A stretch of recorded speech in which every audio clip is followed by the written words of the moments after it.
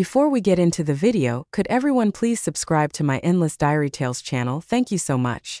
I accidentally got injured, pretended to have amnesia, and lied to my fiancé that I didn't remember him.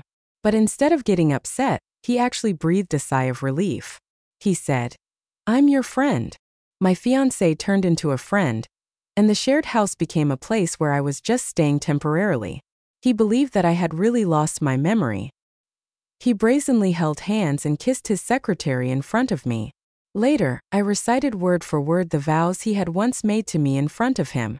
"John, who has really forgotten?" He panicked. "You stay in this room."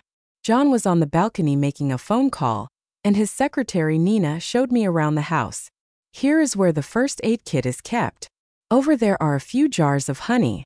Nina acted like the mistress of the house and also mentioned that John doesn't like the taste of durian, so I shouldn't eat it at home in the future. But this house, from the renovation to the furniture, was all arranged by me. John and I lived together here for 3 years, but now it looks like it's been turned into a shared space. Now, according to Nina, I'm just a friend staying at John's house, sleeping in separate rooms. When John finished his call and came back in, Nina immediately cuddled up to him, and after introducing her, I was exhausted. Hesitant, John was about to affectionately touch her hair, but he noticed me and abruptly stopped himself. Nina was displeased and looked towards me in protest. Then she stood on her tiptoes and kissed John on the lips. "You forgot she's just your friend?" "A friend?" I lightly raised the corner of my mouth. "Actually, John is my boyfriend of 8 years. Last week, I accidentally fell down the stairs during a business trip, leading to a faint and a trip to the hospital. Fortunately, it turned out to be just a minor concussion, nothing serious. But when John rushed to the hospital to see me, I suddenly felt mischievous. When he asked me if I was okay, I looked at him with confusion and asked, 'Who are you?' I just wanted to tease him a bit, not to make him too worried, but John took it seriously and was stunned. I pointed to my head. The doctor said it was hit and I may lose some memory. Actually, I was starting to feel a bit uncomfortable thinking that if he explained that he was my boyfriend, I would take out the pregnancy test results from my bag and give them to him. I thought, this should be the best gift for him on Chinese Valentine's Day. However, from John's reaction, from astonishment to contemplation, then visibly breathing a sigh of relief, I realized something wasn't right. He said, "I'm your friend, John." The person stunned was me. I couldn't understand why he would say such a thing when clearly he had proposed to me.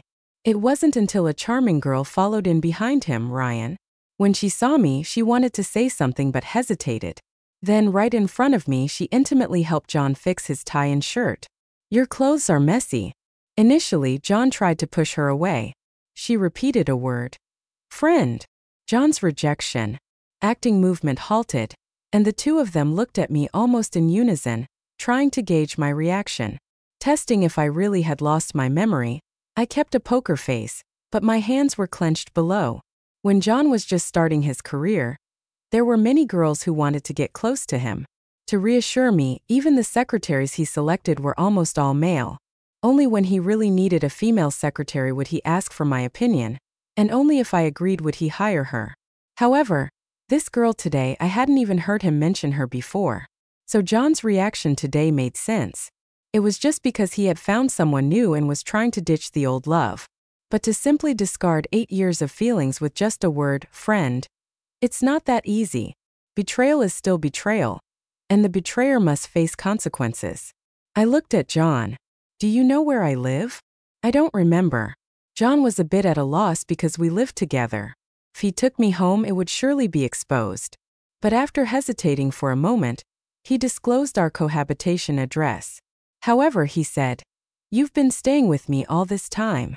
After being discharged from the hospital, I was brought to this so-called home where I was staying. Now I had no intention of looking at Nina's demonstrations anymore, so I pretended to go back to my room to pack my things.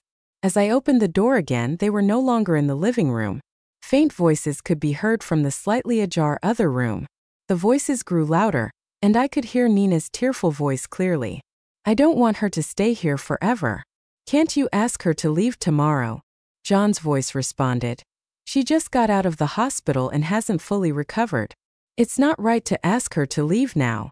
Nina became more and more aggrieved. her voice sporadic and choking. Are you still not willing to let her go? You said you no longer had feelings for her. You were only with her because she supported you through tough times. Is this 8 years of relationship really that tasteless and meaningless to you? Were those words all lies? This was John's summary of our 8-year relationship. But just last month we were still planning for the wedding. Turns out love can really be faked. The door suddenly swung open, and Nina ran out, teary-eyed. John followed behind her. When they saw me, they both froze. Tears were still streaking down Nina's face. John tentatively asked me, "Wendy, did you hear everything?" I looked calmly at them. Time passed by, and John's expression visibly turned anxious. He took tentative steps towards me, wanting to reach out, but I stepped back. I looked up, smiled faintly at him, and asked, "Hear what?" John looked at me confusedly, trying to read something from my face, but I just smiled. Confirming I probably hadn't heard anything, John breathed a sigh of relief. "It's nothing. Just let me know if you need anything while you're here." I nodded. "Thank you, I'm planning to stay. The stage has been set. How could the show end without reaching its climax? I wanted to make this performance grand, then tragic." The next day, Nina came early in the morning with breakfast and invited me to eat together. She had bought a lot, so we ate together. I sat across from them, and Nina peeled the eggs for John, feeding them to him. At first, John was uncomfortable and kept looking at me, but when he saw that I had no reaction, he finally opened his mouth and took a bite. Nina seemed satisfied, perhaps finding it exciting to do this in front of me. She fed him more eagerly. I gave her face and watched the whole time. After breakfast, Nina was content to go to work with John. I wiped my hands and called them back. "John, I have something to show you. You can't leave the stage without our scene. It's my turn now." I took out a thick photo album that contained pictures of John and me together.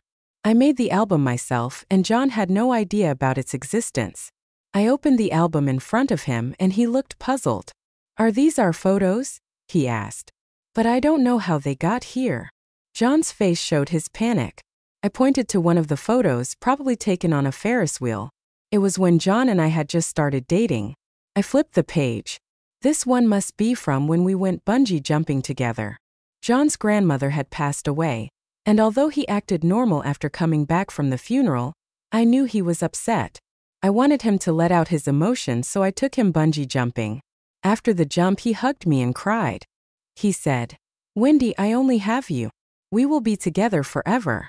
I continued flipping through the album. This one must be from a concert we attended together. As a couple, we were captured on camera about to kiss. After John kissed me, my favorite singer asked him, "Is that the girl you're going to marry?" John replied, "I've already decided on her for life. Wishing you happiness and come to my concert after you're married." Memories flooded back. Those scenes of love seemed like just yesterday. I clenched my fists, trying hard to control my emotions, and asked John, "Is there something between us that I have forgotten?" Memories were also hitting John hard. He looked emotional and said, "Wendy, we..." But Nina interrupted, clutching her stomach and tearfully looking at him. "Can you take me to the hospital?" John snapped back to reality, glanced at me with a complex expression, and then went to help Nina. "Are you feeling very unwell?" he asked her. Nina nodded, leaning into his arms. John carried her out, entirely forgetting what he had just been about to say. I closed the album, my hand on my stomach. "John, it was your chance to confess, and you missed it." In the afternoon, while at work, I received a call from the jewelry store saying that the ring we had customized was ready. I was a bit dazed. The ring was designed by John and me, and it took nearly a year on and off. We finalized the design 8 months ago, and then sent the design to be made at the store. After thinking for a while, I decided to go to the jewelry store after work. Staff handed me the ring. "Congratulating Miss Wendy," I nodded faintly, not saying much. The joy I felt when bringing the design seemed ironic now. As I was about to leave, another staff member hurriedly stopped me. "Miss Wendy, here are your items." There were a pair of child's gold bracelets and a longevity lock. I was puzzled. I hadn't ordered these. They were added later by Mr. John over the phone, saying they would give them to you when they were ready. John really liked children. But at the time, we both agreed that we would wait for his career to stabilize before welcoming a new life. Now that new life had come, but things had changed. "Thank you," I said as I accepted them. For a moment, seeing the longevity lock, I felt a bit emotional and wanted to have an honest conversation with John. But now, as I saw Nina coming out of the bathroom wearing a strapless dress, that hint of emotion seemed laughable. The visible hickeys on Nina's neck made me feel nauseous. I rushed into the bathroom and threw up. In a haze, I couldn't tell if my stomach or abdomen hurt more. John knocked on the door outside, calling my name. "Wendy, Wendy, are you okay?" Mentally, I felt transported back to when John's career was just starting. He was going to discuss business that night, and although he was still running a fever and had just received an infusion during the day, he was going to drink. I worried about his health and went to stop him from drinking that night. The deal was closed, but I ended up with a stomach hemorrhage, acute shock, and was rushed to the hospital. John cried so much, his eyes were swollen. Every time I felt even a little discomfort in my stomach after that, he would become extremely concerned. Now I took a moment, propped up my body, and went to the door. John reached out to help me, but a glass of water and a box of medicine were placed in front of me, blocking his attempt. John had put on Nina's jacket, looking at me with concern. "This is honey water and stomach medicine. Whenever my stomach hurt, John always gave me this. Try it." She stopped. I looked at the two of them in front of me, feeling strangely clear-headed. John was no longer the guy who would cry with swollen eyes for me. The two of them in front of me were just actors, and I had to continue to play along with them in this drama. I braced myself, took out the gift box I picked up from the jewelry store today from my bag. It was something that was delivered to my company today. He said it was for John. "I thought it might be something you had asked me to pick up, so I brought it back for you." When John saw the name of the jewelry store on the gift box, he looked puzzled for a moment. Then his eyes widened slightly, looking flustered. "Wendy, did you open it?" I didn't say a word, just looked at him lightly. I enjoyed seeing his fear and uneasiness as his lies were on the verge of being exposed. Lying was like walking on a knife edge. One misstep and danger loomed. This was his punishment. I wanted him to be tormented by his own lies. "Yes," I looked. "It's a pair of rings," I said. John's forehead started to sweat. "Wendy, please listen to me." I waited for his next words. Nina suddenly took the ring from him, and right in front of me, she struggled to slide the ring onto her ring finger. Her fingers were a bit thicker, and it got visibly stuck at the knuckle. John also noticed. She persisted, slowly pushing the ring down. Her finger was getting red and purple from the effort. Finally, the ring slipped completely onto her finger. She looked triumphantly at me, then turned to John. "It's all your fault for making me gain weight. The rings I had made before don't fit anymore. Looks like I'll have to ask the jewelry store to resize them." Nina found a perfect excuse for him. He sighed with relief and went along, admitting that the ring was indeed for Nina. "You're not fat. This size is just right." Then he turned to me to explain. "I wanted to surprise Nina, so I had it delivered to your company. Thanks for bringing it back." Lies always need more lies to cover up. To keep the lie going, one needs to say more lies, some clumsy and easily debunked lies. I smiled lightly. "It's okay. It was just incidental." I turned around, my gaze turning cold. But deep down, the pain lingered dull. "This is the second time, John. You still haven't taken this chance to come clean. So let this play go on." I took out my phone and called my good friend Emily.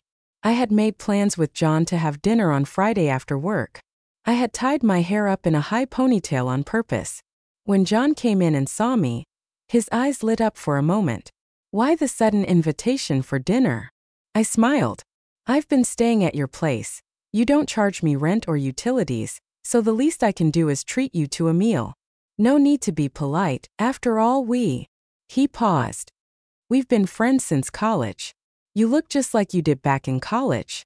I didn't respond, just handed him the menu. While eating, we chatted casually. My phone buzzed. Emily messaged me saying she had arrived. My eyes flickered. I put down my chopsticks, looked up at John and said, "Actually, I invited you here today for another reason. It seems like my memory has started to return." John's chopsticks paused, looking slightly uneasy. "Oh really? What do you remember?" I admired his expression. "Not much really.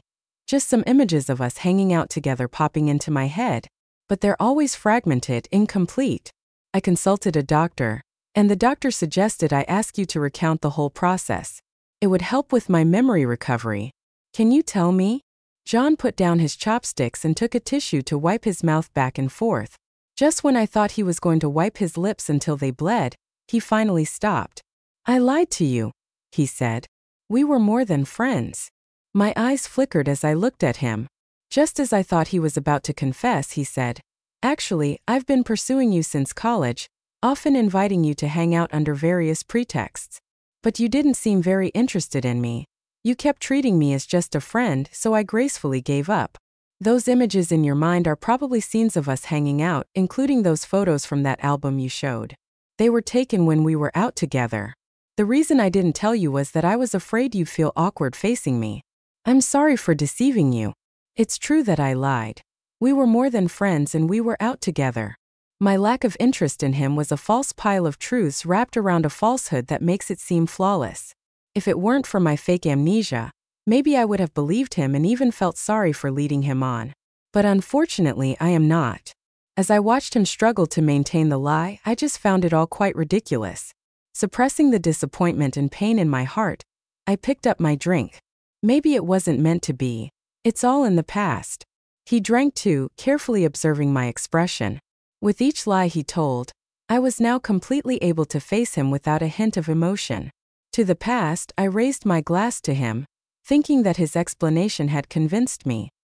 He raised his glass to toast back. Suddenly, he glanced past me. His pupils dilated. John hesitated for a second, then hastily put down his glass and stood up. I'll go to the restroom first. As he left the table, he accidentally knocked over his glass. The spilled drink and the sound of the glass shattering attracted some curious glances from people around us. Without looking back, he hurriedly walked towards the restroom. The waiter came to clean up and replace the tableware. A tall figure stood in front of me. He ran off. Emily plopped down in front of me, eager to see how he would lie to my face. Emily was one of the few friends I had. Our friendship had endured from college to now. But due to work reasons over the past few years, she had been living in another city, so we rarely got to meet. I had not told her about the accident I had with John and our joking about Amnesia. It wasn't until she mentioned coming to see me last time that I told her everything. This was why John dared to lie to me. He understood me, knew I didn't like sharing my life with others, and was used to sharing the good but not the bad. So he never worried that I would spread the news about my memory loss or go around asking others to confirm whether he was my friend or my boyfriend, let alone his friends who wouldn't care about the extent of our relationship. So in the end, it was just me, him, and Nina playing tug of war. The rest of the people were simply going about their lives. As expected, I said. I guess he would leave. John can lie to me unilaterally, but if a third person who knows the whole truth gets involved, he definitely can't handle it. So his only option now is to escape. Evading problems has always been a trick of his. Of course, I didn't bring Emily over today to confront John. I just wanted to let her show up and enjoy watching John flee in panic. Emily got straight to the point. I do have a suitable candidate for what you mentioned last time. After sending Emily away, when I came back home at night, it was pitch dark inside. As I was about to turn on the lights, Nina's voice came. I know you didn't lose your memory. It was an assertion. I paused my action of turning on the lights and squinted towards where she was sitting. The photo album was a test, the ring was a test, and you invited him for dinner today. I think you must have prepared some unexpected surprise for him as well. Otherwise, he wouldn't immediately arrange a business trip to avoid you. You hold the answers. Watch him panic, listen to his lies like watching a clown. You want him to be restless about his lies. John would rather keep lying than let you move out. I know he still has feelings for you, but that's it. Otherwise, he wouldn't be glad that you lost your memory and then go along with you saying you're just friends. Nina's voice gradually turned cold. I won't tell him that you faked your memory loss. That would just make him feel guilty towards you, which serves me no good. But no matter what your purpose is in doing this, I'll see it through. Don't expect John to come back to you. I pressed the switch and turned on the light. The bright light immediately filled the whole room, causing Nina to shield her eyes. I changed my shoes and said, I don't know what you're talking about. I already have a boyfriend. She froze, looking like someone who had issued a challenge, fearful but found no one to accept it. Her gaze followed me, filled with vigilance and confusion. "You have a boyfriend? Wendy, what are you up to?" I casually walked towards the bedroom, feeling tired and ready to sleep. No matter what Nina knows, it doesn't affect me. Anyway, she won't tell John. She might even make John believe that I actually lost my memory so he can continue to be content with her. Certainly, I won't give her a definite answer, and it's unnecessary to tell her what exactly I'm planning to do. The next day at the restaurant. Sorry for the long wait? When Ryan sat down, for a moment I thought he sat in the wrong place. Seeing my confusion, he explained, "Emily asked me to come. I'm her cousin, Ryan." I had heard Emily mention this name before. Ryan, talented and successful at a young age, is already a chief resident at the hospital. "Did Emily tell you why I'm here?" I asked Emily to help me find someone to pretend to be my boyfriend to play some scenes with me, but I didn't expect her to find someone of such high caliber. He gives me the impression that he was deceived by Emily into coming. Ryan looked at me with a hint of a smile. "Don't worry," I volunteered. I took a sip of water, feeling embarrassed. But Ryan didn't let the awkward atmosphere linger for too long. During the wait for our meal, he initiated a conversation. The chatting process was pleasant and relaxed. When the time was almost up, I got up. Ryan asked me, "Do you need me to do anything?" I hesitated a bit, then finally said, "It's all right, just watch." I walked to the piano in the center of the restaurant, tuning it when Nina came in with John, arm in arm.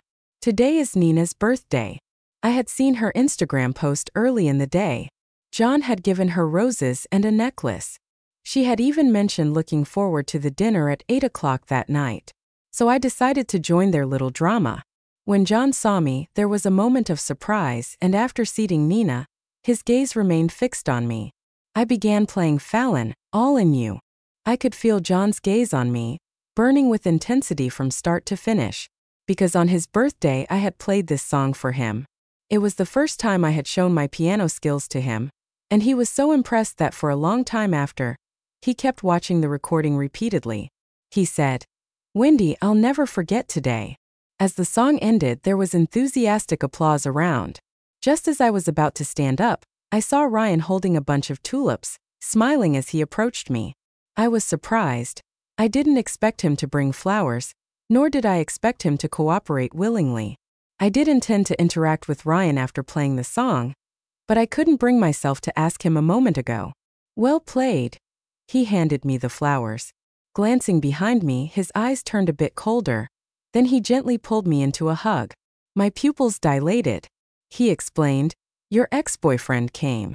"Wendy, who is he?" Ignoring Nina's attempt to pull him back, John walked over to me with a bit of anger, questioning me. I stepped out of Ryan's embrace, intending to link arms with him for a closer appearance. But considering his identity, I held back. The next moment he grabbed my hand though. "What should we say?" He turned his head to look at me. "I'll handle it myself," I said, looking at John. "You already know, right? He's my boyfriend." After telling Nina about my boyfriend, John, who was on a business trip, immediately contacted me. He started by suddenly asking if my memory had recovered at all, to which I replied that I still didn't remember anything. Upon receiving my negative answer, he mentioned Emily. I denied ever meeting Emily and told him she was currently studying abroad. John didn't contact Emily much and didn't know if I was telling the truth, so he believed me, thinking my memory hadn't recovered yet. He continued to play along, asking about my boyfriend. I confirmed that I indeed had a boyfriend. After a long silence, he asked, "Why didn't you mention Ryan before?" I replied, "I met Ryan at the hospital." Fate works in mysterious ways. It's not uncommon to get together when you click with someone. John fell silent after that. Now he's looking at me with a complicated expression, clenching and unclenching his fist. "Did you play this song for him on purpose?" he asked. I nodded. Today is Ryan's birthday, and this is the surprise I prepared for him. He suddenly looked lonely. "But you said you'd only play this song for me. Have you forgotten?" "Nina," John looked at me with a complicated expression. He then repeated, "In any case, you can't go with Ryan to that place." He didn't want to say it, but he didn't want me to overshadow his beautiful memories with someone else. It's rare to hold on to an ex while enjoying the happiness brought by someone new. I tried to leave, but he stood firmly at the door, not letting me pass, still holding on to my suitcase. John, let go. John blocked my way rudely. You can't go with him. Suddenly, a hand landed on his shoulder, forcefully pulling him back. Where is my girlfriend going? It's not your business. John stumbled back, letting go of my suitcase. Ryan caught it and said, It's been a while since I saw you. I was worried. Sorry for intruding. It's fine, I shook my head. Let's go. John watched me leave unwillingly, but with Ryan there, he could only watch silently. In Finland, the northern lights were dazzling. It was under these lights that John proposed to me. He didn't have a proper ring ready, so he used a soda can tab. But his kneeling posture was sincere, and his trembling hand holding the ring showed his nervousness. He said, Wendy, I plan to propose to you after my career stabilizes because I was afraid I couldn't provide you with a good life. But now I'm more afraid that you won't wait for me. If you're not in my future, I don't know the point of striving. So forgive my selfishness. I want to lock you by my side early. Will you marry me? His hand trembled, his voice choked up, and tears welled up in his eyes. Naively, I was touched by him, thinking this moment was eternal. So I nodded and accepted his proposal. But it seems that some people can only share bitterness, not sweetness. He chose you when he had no other options because he didn't have any. When his choice expanded, you were no longer his only option. Fortunately, thinking about these things now doesn't make me sad anymore. In the end, I made it through. I looked at Ryan standing in front of me, tall and handsome, making the dazzling aurora borealis seem like just a backdrop for him. Feeling excited, I raised my phone to take a picture of him, and he happened to turn around and look at me. The photo captured his sharp profile against the colorful northern light, as if they were shining just for him. I sent him the photo, thinking about how to ask him if I could use his picture for my social media. Ryan looked at the photo and suddenly suggested, Let's take one together. He asked a passerby to help, thinking we would just take a simple photo standing side by side, but when we saw the picture, I was looking at the aurora while Ryan turned his head to look at me. Nice shot, Ryan commented casually. His attitude was so natural that I didn't pay much attention. I hadn't forgotten the purpose of coming to see the northern lights, so I gathered my courage and asked him, Can I post your picture on Instagram? Sure, go ahead, he replied after a moment of thought. I decided not to post our photo together but uploaded the picture I took of him alone. After posting it, I noticed Ryan had also posted a story featuring the photo we took together. I looked at him in slight surprise. Calmly, he put away his phone and said, Wasn't it more authentic this way? I was just going along with your plan. Ryan truly was good at keeping his cool in any situation. Later, I saw Emily leaving multiple exclamation marks under Ryan's story. And then I received a call from her. Are you really dating my brother? No, he just played along with me. Don't tell me you think he has nothing better to do than act with you? It might be your first time meeting him, but it surely isn't his first time meeting you. I paused for a moment. I couldn't recall any other time meeting him. Someone as outstanding as Ryan should be hard to forget, but I truly had no impression of him. Before I could say more, Emily hesitated and said, I have to go now. Call me if you need anything. As soon as I hung up, John's call came in. I hung up directly. He kept calling persistently and even sent me messages. Wendy, please answer the phone. I need to talk to you. You can't be with Ryan. Please, Wendy, pick up the phone. I continued to ignore him. Back in Finland, Ryan asked if I wanted to go back home or stay at the hotel. I looked at the dozens of messages John had sent me, with the last one saying, You've forgotten a lot of things, Nina. I'm waiting for you to come back, and I'll tell you everything. I turned off my phone, a coldness spreading in my eyes. Could you please take me back home? This drama had finally reached its climax. When I got home and opened the door, I saw Nina crying with puffy eyes, desperately pulling at John's sleeve and pleading, Did you tell her? What should I do? Seeing me, John immediately pushed her away and eagerly came forward to take the luggage from my hand. Wendy, you're back. Are you tired? Let me prepare some hot water for you. You can take a bath and rest for a bit. I sidestepped his approach, stepping back and keeping my distance from him. No, I came back to pack my things and move out. Move out? John suddenly raised his voice. Why do you want to move out? This is your home. Where are you going to move to? I lowered my gaze, concealing a mocking emotion in my eyes. This is just a temporary home for me. Now I have a boyfriend. It's not appropriate to stay here anymore, and Ryan wouldn't be happy about it. John walked over excitedly, grabbing my shoulders. His eyes read, You can't be with him. You're engaged. I've already proposed to you. I'm your fiancé. You forgot I proposed to you in Finland, and you agreed.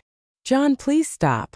Nina burst into tears as she tried to pull John away, but he shoved her aside. John continued, I've been lying to you. We're not just friends. We've been together for 8 years. This ring. He anxiously took out the engagement ring I returned last time and pushed it onto my finger. This ring is for you. It's the engagement ring I gave you back. We planned our wedding together. You said you wanted it on a big lawn with a hot air balloon. Have you forgotten? I looked at him calmly. His shoulders sagged, face full of desolation. You can't forget, Wendy. How can you forget those things? You said you only loved me. We were so close to getting married. You can't be with Ryan. I'll tell him you're my fiancé. He pulled out his phone trying to call Ryan, but in his rush the phone slipped from his hand. As he bent down to pick it up, Nina grabbed it before him. John, calm down. Give me back the phone. Nina shouted. Wendy hasn't lost her memory at all. She's doing this to provoke you. You've been deceived by her. John fell silent instantly, slowly turning to look at me, disbelief in his eyes. Is what she said true? Have you been lying to me the whole time? I smiled lightly. What do you think? I needed Ryan to play along with me, repeating each scene that held sentimental meanings for John to provoke him into revealing his own lies. I recounted the heartfelt promises he had made to me. Wendy, be with me and I'll treat you well for a lifetime. He talked about the first business deal. Wendy, I will make sure you have a good life. I will buy you a big house and everything others have. He kept revising the wedding vows. Hey, John will love Wendy for a lifetime, through sickness and health, no matter rich or poor. Looking at him, I wondered, John, who forgot? His face looked hurt as he gazed back at me. You didn't forget, but why did you lie to me? At that moment, he tried to push all the blame onto me. Finally, I let it all go. John, I gave you chances to be honest, that photo album, the ring I took back, and you finding Emily at the restaurant. But you chose to evade each time, using one lie to cover up another. His pupils dilated. You said Emily didn't go back abroad, right? I realized even that was a lie. You and Emily both lied to me. John's emotional barriers collapsed as he crouched down, holding his head in pain. I don't blame you for lying to me. I haven't forgotten the promises we made. Can't we be together like before? Next month we're getting married with a big lawn and hot air balloons. Don't blame me for lying. Who started weaving the giant lies? Going back to how things used to be? It all seems so ridiculous. Men always like to downplay their mistakes, brush them aside, and then act like victims to make you doubt if you were wrong. What about Nina? John looked coldly at her. She made me lie and say we were just friends. She even wanted you to move out then, but I insisted you stay. It's not about her. If you're not happy, I'll fire her right away so she won't show up before you again. I was just foolishly led by her. And I swear there won't be a next time. Wendy, I still love you. Without a word from me, Nina lunged at him and slapped him. John, are you even a man? She didn't lose her memory. Why can't you just break up with her now and be with me? John was equally harsh, slapping her back. What nonsense are you talking about? How could I be with you? Don't think I don't know you just saw my money and wanted me to clear your family's debts. Playing along with you was already being kind. Don't fantasize about anything more. Nina instantly broke down, losing her mind, grabbing a fruit knife from the table and aiming it at John directly. You said you would break up with her once you had a chance to explain to her, and then marry me. John, you're not a man. Her knife went straight for John's vital part. John dodged urgently but got slightly cut. Blood showed through his light-colored pants. His face twisted in pain as he grabbed a vase nearby and forcefully smashed it on Nina's head. Stop acting crazy. Blood trickled down Nina's head. She froze, wide-eyed and disbelieving as she collapsed. Nina was taken away in an ambulance. John was taken away by the police, his mind still somewhat dazed. He kept repeating to me, "Wendy, we're getting married next month, okay? I'll make sure you ride the biggest hot air balloon in the country, and then recite our vows at the highest point." As the car door closed, John's voice was cut off. Ryan stood by me. "Are you okay?" I realized he had never left since dropping me off at the hotel. I shook my head. "I'm fine." He took me back to the hotel, where I fell asleep from exhaustion. He stayed in the living room until Emily rushed over that evening to keep me company. Emily went over everything with me from start to finish. "You weren't hurt during their argument, right?" I shook my head, reassuring her. "I'm fine, don't worry." "That's good." I took a leave from work. "I'll be with you this week." Emily stayed with me for 3 days, and on the 4th day, I received a call from John's lawyer stating that John wanted to see me. I had heard about what happened between John and Mina these days. Mina had suffered brain nerve damage.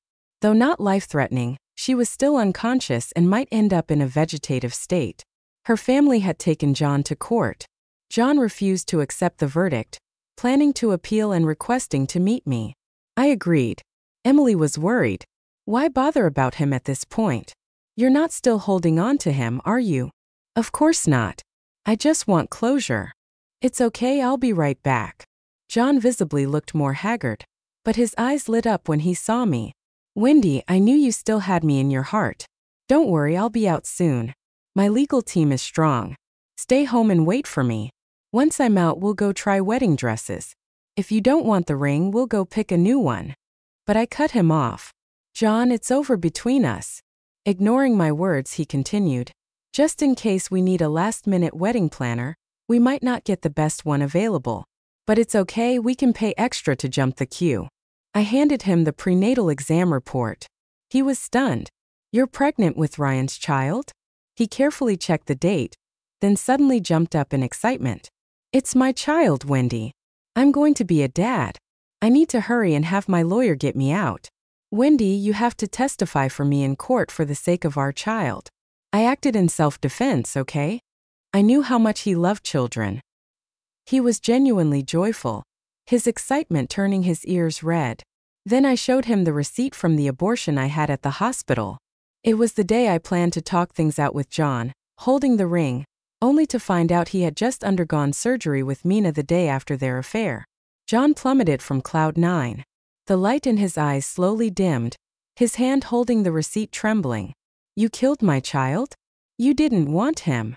I said, "If you had just asked one more question at the hospital or personally checked with the doctor about my condition, this child would still be in my womb. We were supposed to have a wedding. He could have called you Dad. But you didn't really care about me. Your first instinct was to distance yourself from us, denying our 8 years of love. My amnesia lie wasn't very clever. If you had wanted to confirm even a little, you would have found clues. But you didn't. You just kept lying, hoping I would never remember. While I was upset, you were busy enjoying your newfound happiness and excitement with someone else. John, you betrayed me first." John cried for a long time, holding the prenatal exam report. He kept apologizing. "I'm sorry." I got up and left. Outside, the sun was shining bright. Emily stood in the sun, waving at me. "Over here." Ryan stood next to her. John stopped appealing and accepted the court's ruling. He compensated Mina for medical expenses and was sentenced to several years in prison. His company suffered as he went to jail, eventually going bankrupt and being taken over by another company. And Nina was eventually diagnosed as being in a vegetative state on my birthday. Emily said she wanted to give me a gift. It was the shares of the company John had been acquired by. "I know you have a deep connection to this company considering the effort you put in when it was first established. So I'm giving it to you. You can now run it." "Well, I was surprised you're the one who acquired the company." Emily shook her head, then gestured towards the restaurant door. "I don't have that kind of power yet to buy a company on a whim. It was my brother who had my dad buy it, and then he arranged for me to give it to you as a favor." Ryan sat down just then and lightly tapped Emily's forehead with his hand. "What about me?" Emily stuck out her tongue and said, "Thank you, dear Ryan, for still being willing to act with Wendy despite your busy schedule." Ryan responded calmly and naturally, "You're welcome." Emily was straightforward. I worry for you. Ryan didn't reply, handing me the menu. What would you like to eat? I looked down at the menu. He said, no rush, there's time. Ryan's epilogue. The first time Ryan heard Wendy's name was on the school radio. Every day after school, her voice echoed through the campus. What he liked most was when she said, hello everyone, I'm Wendy. The first time Ryan received a note from Wendy was during a school assembly. The school held a message in a bottle activity. Each student wrote a blessing on a piece of paper and put it in a bottle, which were then placed in the swimming pool.